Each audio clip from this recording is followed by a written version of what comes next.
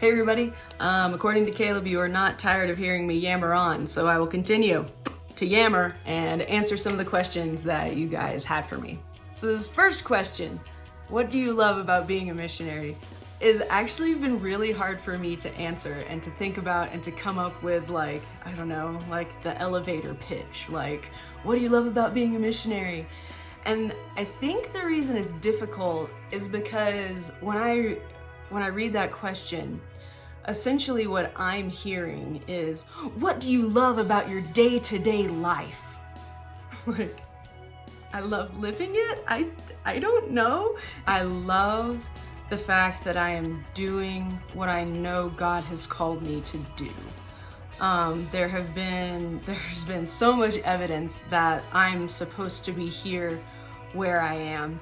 When I first came here, it was only going to be for a short time. I thought I was going to come here for a year and then go back to the US and then learn how to be a translator, blah, blah, blah, all that. And so then when I did come here, I was not fully monthly supported like all missionaries are. After the first being over here for 2 years, I had depleted all of my money and all of my savings, and the gifts that people had given ran out because they weren't coming in regularly.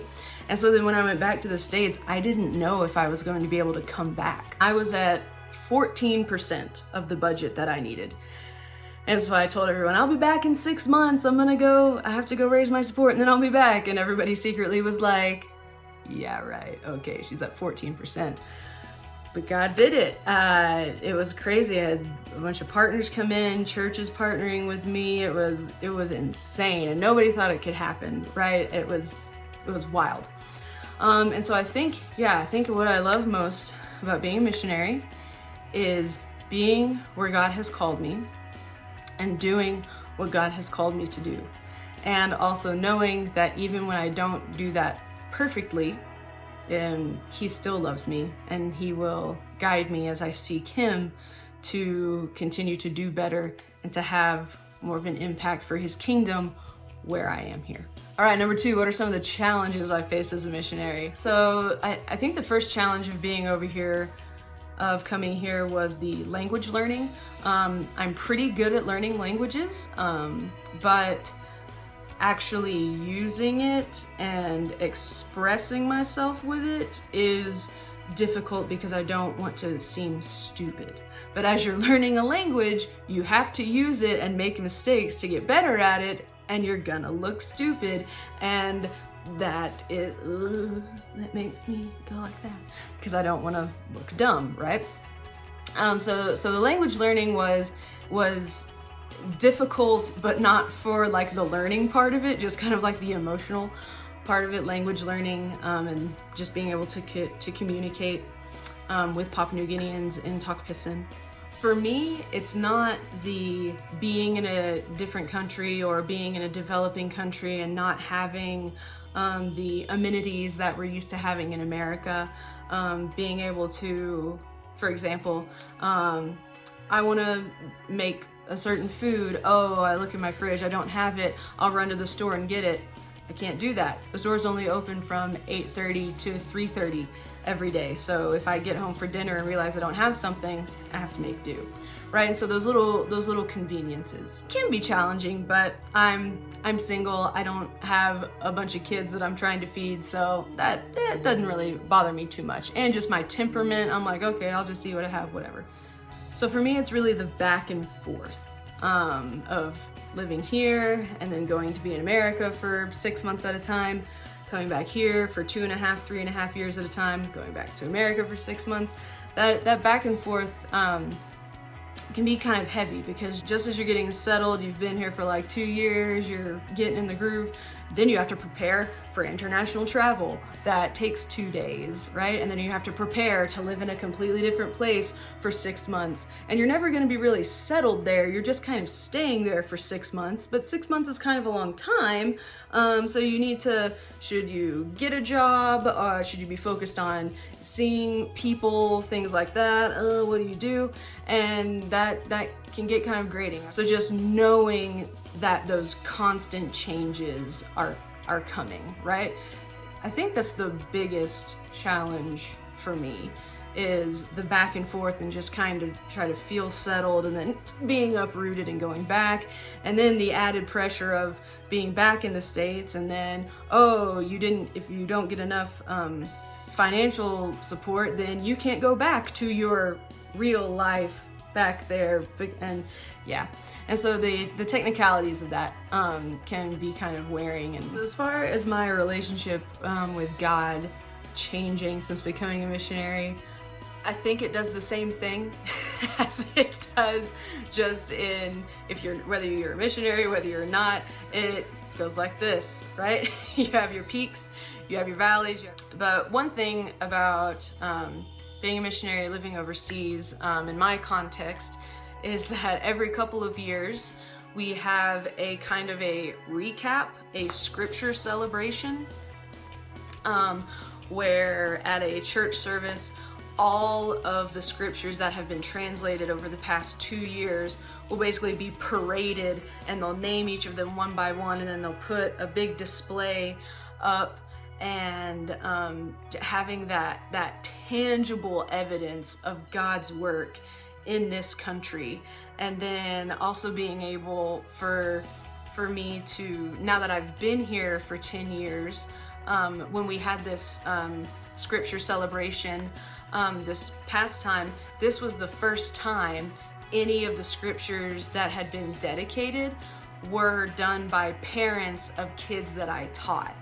So that was really cool to see. So it's really awesome every couple of years just getting that like super tangible jolt of like, look what God is doing and you've been a tiny part of it, yay! So that can be very invigorating.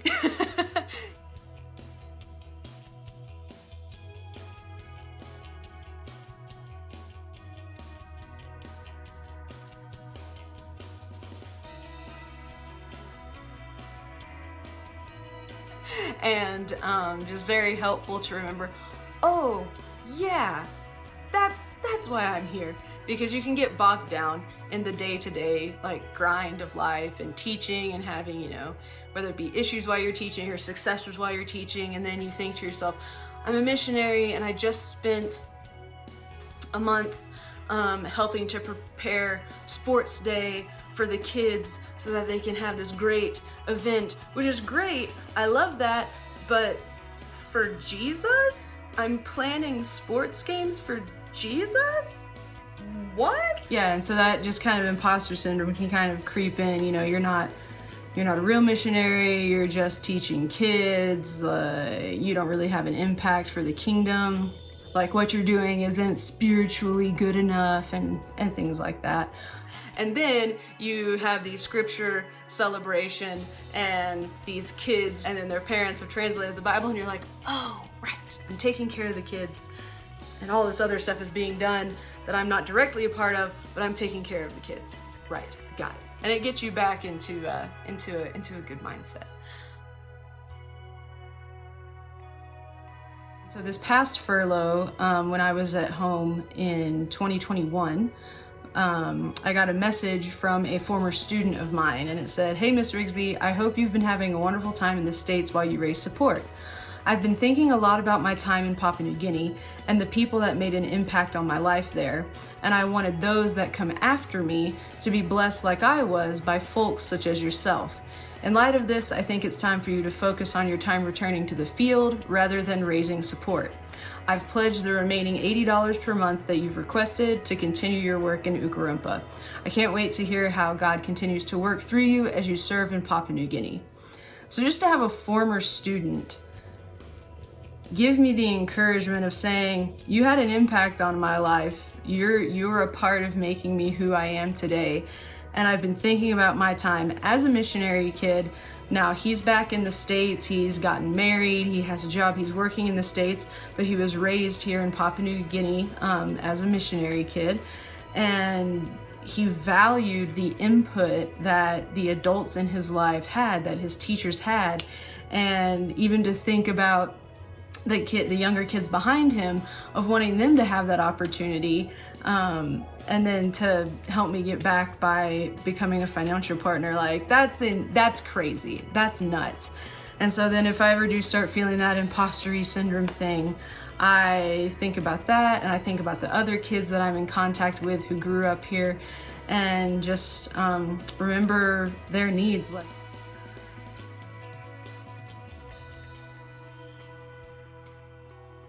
I would say I don't think my relationship with God has changed in any sort of different ways than it would have if I weren't a missionary.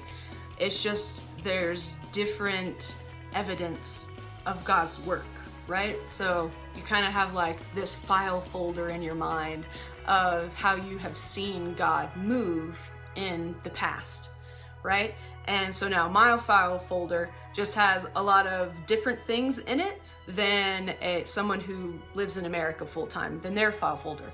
But their file folder is different than mine. And so we can see and compare notes and be like, whoa, God did that? And we're like, yeah, and over here, God did this. Whoa, that's crazy. I would never think God would have needed to do that thing, right? And so I think, you know, in the peaks and the valleys and the dips and the ups and the downs, that I've experienced so much the grace and mercy of God just giving me little like smacks upside the head to like refocus me, to be like, hey, look at me, keep your eyes on me, it's about me. And I'm like, oh yeah, right. To students who are considering coming on the mission field or feel called or drawn to missions, I would say to take opportunities for short-term missions. Go to different countries, do those trips, see how you react to different cultures, observe, and really take it in and see what your reaction is to things. Being a full-time missionary overseas, away from the culture that you grew up in, you'll see things in yourself that you thought were just, yep, this is how the world is, and it's not.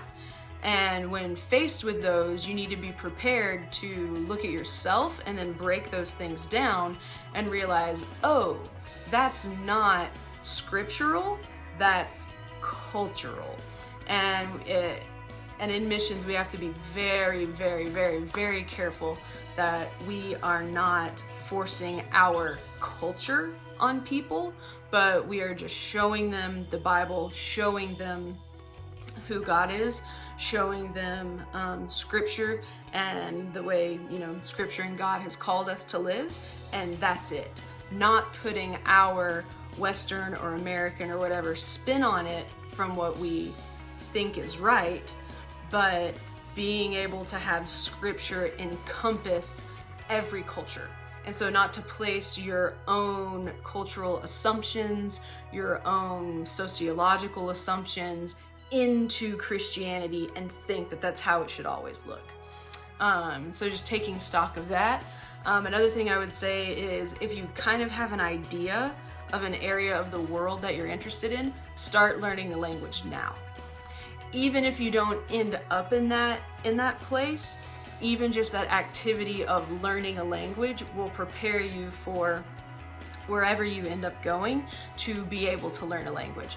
If you have no idea where you're gonna go, whatever language they made you take in high school, rehash that, right? Get into the practice of language learning, because that can be a really big barrier. And the earlier you can start, or the more you can start practicing that skill, so that once you do know where you're going, you will be able to learn quickly and know how you learn and know what works best for you in practicing a language. Start that early. If you get on the path of joining a mission organization and you kind of have a timeline of when you're going to go somewhere and get there, I would say a couple of years before that, get some counseling.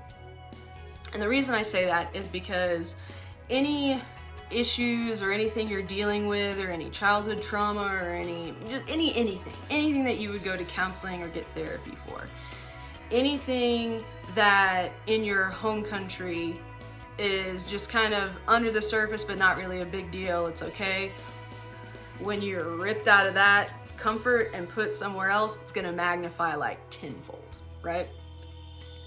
And then that holds true for the stuff that maybe isn't below the surface but is on top, and like you need help dealing with it and things like that. It's gonna magnify, right? If you're put into, especially like in my situation where it's like a 2 square mile center and we're put in this little like petri dish of all different cultures, all different missionaries from different countries around the world. So it's its own little missionary center culture inside of this new Papua New Guinean culture, like whatever. In that little microcosm of crazy, your stuff is gonna come up, right? And so I would say before going on the field, just getting some counseling, having someone, whether it's a Christian counselor, or a therapist, or pastoral counseling, anything that can kind of help you take stock of your mental and emotional and spiritual struggles, and then you can get advice and practices on how to deal with those. I would say to do that before going onto the field. Yeah. So just be prepared for things taking a toll on you that you either never thought would or hadn't been an issue before, but then when you're suddenly ripped out of your comfort zone, your home country, and somewhere else, things come up. And so just kind of preparing for those things to happen, then having a plan in place to be able to deal with those emotions and spiritual attack and things like that. And my last bit of advice for those who are considering the mission field would be to find an organization that specializes what you're interested in. So Wycliffe Bible Translators isn't really a teaching organization, but they made a path for me as a teacher to come teach and help with Bible translation.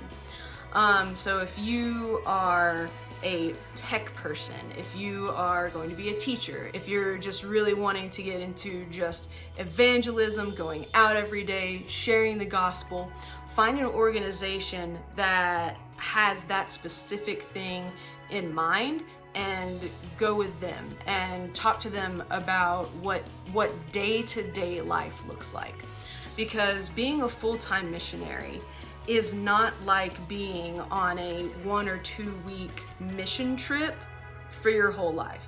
If being a full-time missionary living in another country looked like that, there wouldn't be any of us because we would be so burnt out, right? So when you're on like a 1 or 2 week long mission trip, you are full on burning the candle at both ends for that full week, and then you come back home and then you crash for a few days because you're so worn out, right? So being a full-time missionary isn't like that. Are there weeks and days, maybe even a couple of months time periods that you have that are like that? Yeah, definitely. But it's not being on a full-time mission trip all the time. It's your daily life, your daily living, you get into a groove, and you are doing that in whatever capacity God has called you to on the mission field. So yeah, find an organization that has what job you're interested in doing, that has that specific and can tell you how it will look, what you will be doing and things like that. And get into contact with people who have that job and ask them about their day-to-day life, their routines, what daily life looks like, and then go from there working with that mission organization. So a scripture that came to mind while talking about all of this is from Mark chapter 9, and we'll start in verse 20. And they brought the boy to him, and when the spirit saw him, immediately it convulsed the boy, and he fell on the ground and rolled about, foaming at the mouth. And Jesus asked his father, "How long has this been happening to him?" And he said, "From childhood, and it has often cast him into fire and into water to destroy him. But if you can do anything, have compassion on us and help us." And Jesus said to him, "If you can, all things are possible for one who believes." Immediately the father of the child cried out and said, "I believe, help my unbelief."